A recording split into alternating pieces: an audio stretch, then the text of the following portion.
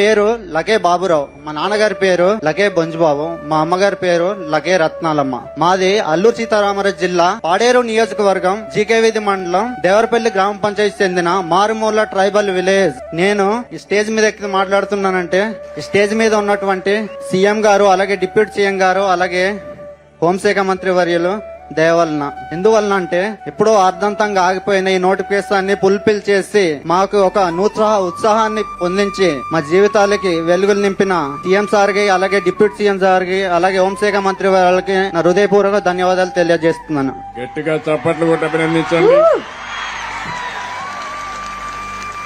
మీరు చూస్తే బాగా చదువుకున్నాడు, బీటెక్ చేశాడు.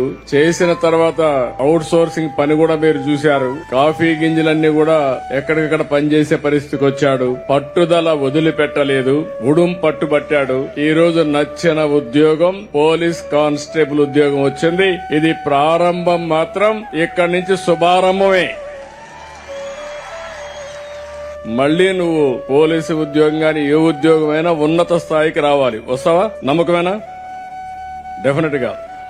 నాకు ఇంతటి ప్రోత్సహిస్తున్నటువంటి రాష్ట్ర సీఎం నారా చంద్రబాబు నాయుడు గారికి, అలాగే డిప్యూటీ సీఎం పవన్ కళ్యాణ్ గారికి, అలాగే హోంశాఖ మంత్రి వాళ్ళ అనిత గారికి నమస్కారం తెలుపుతూ ముగిస్తున్నాను.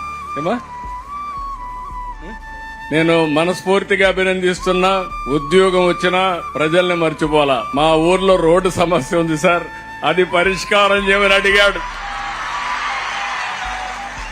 అది నిజమైన వ్యక్తిత్వం, మంచి మనసు. పక్కనే మా డిప్యూటీ సీఎం గారు ఉన్నారు. బాబురావు గ్రామానికి రోడ్డు వేయించే బాధ్యత డిప్యూటీ సీఎం గారు తీసుకుంటారని విజ్ఞప్తి చేస్తున్నా. Thank you.